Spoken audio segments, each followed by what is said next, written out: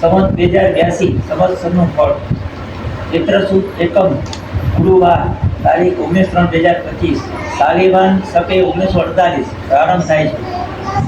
વિક્રમ સંવત 2082માં સૃષ્ટિ ઉત્પત્તિની અંદર 1,95 કરોડ 125 વર્ષ પૂરા થયા છે. કળિયુગના 5,127 વર્ષ પૂરા થયા છે. સંવત 2082ના પિંગલનામ સંવત્સરે અને સાલિવાન સકે 1947 વિશ્વાવસુનામ સંવત્સર ચાલુ થાય છે.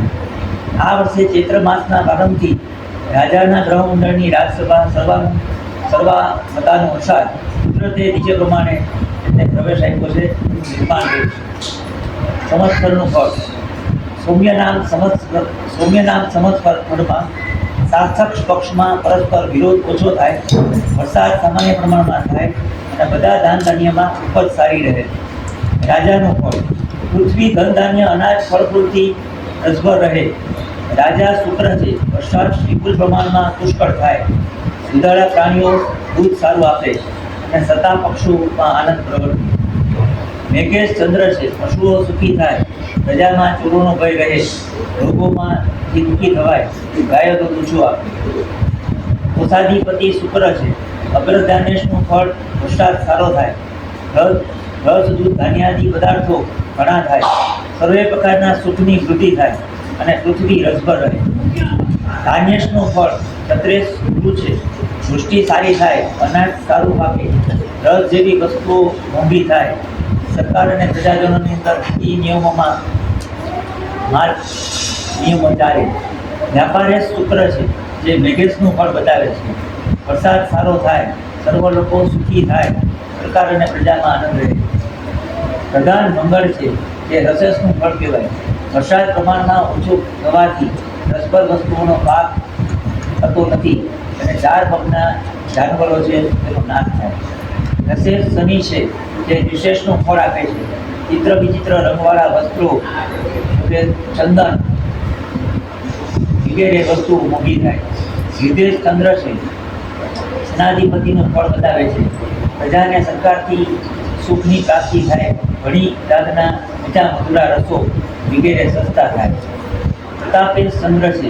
રમતગમત, કળા કૌશલ્ય તથા શોધ સંશોધનની અંદર નવા આયામ સાથે વિશેષ જાગૃતિ જોવા મળે. જ્ઞાન વિજ્ઞાનની પ્રવૃત્તિઓમાં નોંધપાત્ર વધારો થાય. જળાશયના સંરક્ષણ અને સંવર્ધન માટે પ્રયત્ન કરવાની કલા છે. વર્ષનો નિશ્ચેષ ગુરુ બને છે. બાગાયત, તેલીબિયા, ઔષધિ પાકમાં લોકોનો અભિગમ બદલાય. હવામાનના અભ્યાસ બાબતે જાગૃતિ મેળવવાથી સારો લાભ થાય. વિદ્યાર્થી વર્ગની શિક્ષણ મેળવણીની અંદર વ્યાપ વધે. વર્ષનો વ્યાપારી શનિ બને છે. વેપારમાં ક્ષણિક નાણાભીડ અથવા તો આર્થિક અનિયમિતતા જોવા મળે. પોતાના આધિપત્ય હેઠળના લોકોને કારે આખરે નોંધપાત્ર સફળતા મળે. બચતનું આયોજન સુધારવાની સલાહ. વ્યવહારે ચંદ્ર બને છે. જળાશય અને મત્સ્ય ઉદ્યોગ ક્ષેત્રે કામ કરતા લોકોને નાના અવરોધો અનુભવાય. મધમાખી ઉછેર, ગોપાલન અને વાહન દ્વારા ઉદ્યોગની અંદર નવા આયોજન જોવા મળે. સેનાધિપતિ ચંદ્ર બને છે. એકંદરે સલામતી ક્ષેત્રે લોકોનો અભિગમ મેળવાય. મહિલા વર્ગની અંદર આત્મરક્ષણ માટે જાગૃતિ મેળવાય. સાક્ષર સમાજ તરફથી યોગ્ય આયોજન કરવાની સલાહ મળે. પ્રજાને સરકારથી સુખ મળે. ઘણી જાતના ઘણા પ્રકારના મીઠા મધુરા રસ પૂરતા થાય. રોહિણી નક્ષત્ર સમુદ્ર તટ પર રહેલું છે. મેઘવર્ષા માળીને ભરે છે. આ વર્ષે કાલ નામનો મેઘ છે અને આ વર્ષે તક્ષક નામનો નાગ છે. હનુમંતર મધ્યે 14 મનુઓ થયા છે. એમાં અત્યારે 7મો વ્યવસ્થિત બનન ચાલે છે. હવે આદ્રા નક્ષત્રનું ફળ જ્યેષ્ઠ શુક્લ અષ્ટમી સોમવાર તારીખ 22/6/2024 વિક્રમ સંવત 2082ના સૂર્યનારાયણનો આદ્રા નક્ષત્રની અંદર પ્રવેશ જેઠ સુદ આઠમના સોમવારે ના દિવસે સવારે 12:24 સમયે થાય છે. તિથિ આઠમ સોમવાર હોવાથી સુકાળ થાય. અલ્પ વૃદ્ધિ થાય. હસ્ત નક્ષત્ર હોવાથી પ્રજામાં સુખ ઉપજે. શુક્રમાં યોગ હોવાથી પ્રજામાં ધાર્મિકતા વધે. ઉપરોક્ત સર્વ બાબતનું સંકલન કરતા જણાય કે આખા લોકની અંદર અને સર્વ મંગલ કાર્યો થાય પણ મુશ્કેલીઓ પણ આવે.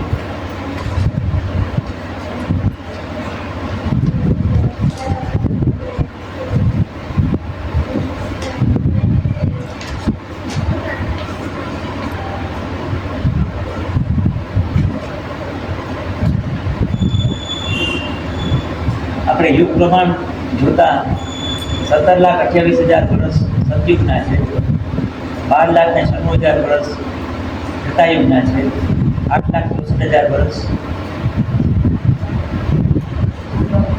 દ્વાપર યુગના છે અને 4,32,000 વર્ષ કળિયુગના છે. અત્યારે 33 સંવત્સર 1948ના પ્રારંભમાં કળિયુગના ગત વીતેલા વર્ષ 5,127 છે. કળિયુગના શેષ વર્ષ 4,26,873 વર્ષ હજી બાકી છે. આ વર્ષે વિક્રમ સંવત 2082 વિંગલના સંવત્સર છે, સાલિબાન સંવત 1947 વિશ્વાવસુ નામ સંવત્સર છે અને સાક્ય 1948 પરાભવ નામ સંવત્સર છે.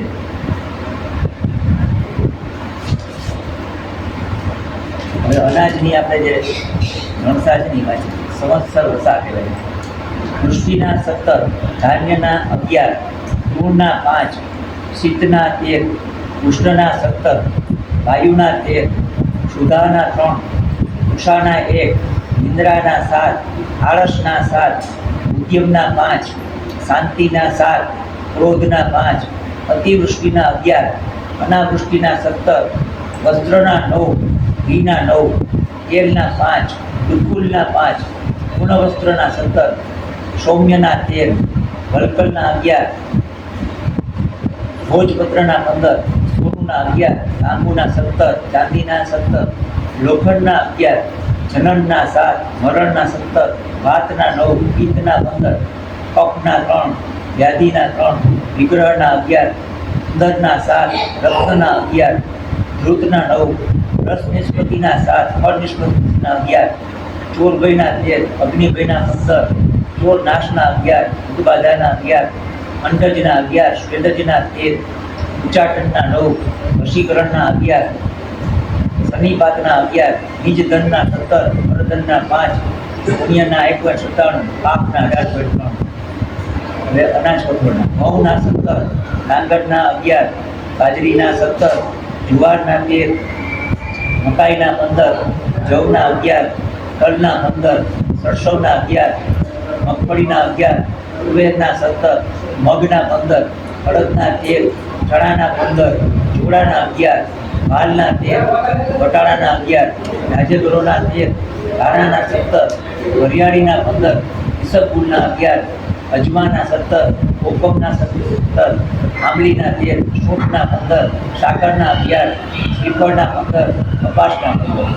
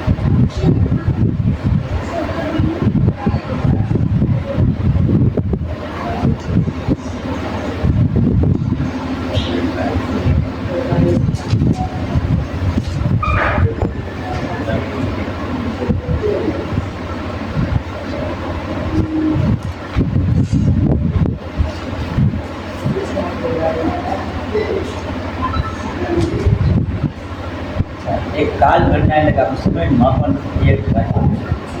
આપણે 600-700 શ્વાસ આપણે લઈએ એટલે એક પળ કહેવાય. 60 પળ છે એની એક ઘડી કહેવાય. 60 ઘડી છે એનો એક અહોરાત્ર કહેવાય. 7 અહોરાત્ર છે એનો એક સપ્તાહ કહેવાય. 15 અહોરાત્રનો એક પક્ષ કહેવાય. 20 અહોરાત્રનો એક માસ કહેવાય. 12 માસનો એક વર્ષ કહેવાય. 60 પ્રતિ સેકન્ડ એટલે એક સેકન્ડ કહેવાય. એક અહોરાત્ર અને 60 ઘડી કહેવાય. એક અહોરાત્ર એટલે 60 ઘડી કહેવાય. 20 દિવસનો એક માસ કહેવાય. 1 મિનિટની અઢી પળ કહેવાય. 12 માસનો એક વર્ષ કહેવાય. એક પળની 24 સેકન્ડ કહેવાય. એક અહોરાત્રની 24 કલાક કહેવાય. એક કલાકની એક ઘડી કહેવાય.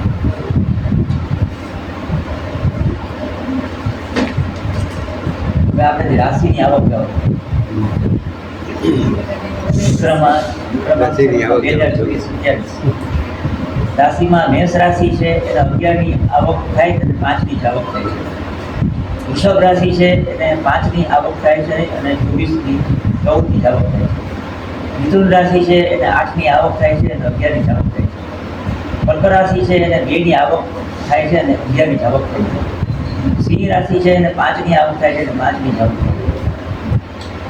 કન્યા રાશિ છે એને 8ની આવક થાય અને 11ની જ આવક થાય. તુલા રાશિ છે એને 5ની આવક થાય અને 14ની જ આવક થાય છે. વૃશ્ચિક રાશિ છે એને 11ની આવક થાય અને 5ની આવક થાય, 5ની જ આવક થાય. ધન રાશિ છે એને 14ની આવક થાય અને 11ની જ આવક થાય. મકર રાશિને 2ની આવક થાય અને 8ની જ આવક થાય. કુંભ રાશિને 2ની આવક થાય છે અને 8ની જ આવક થાય છે. અને મીન રાશિને 14ની આવક થાય છે અને 11ની જ આવક થાય છે. બોલો કૃષ્ણ કનૈયા લાલ કી જય. માધવ નારાયણ કી જય. વલ્લભા શ્રી સદી જય. હરિ.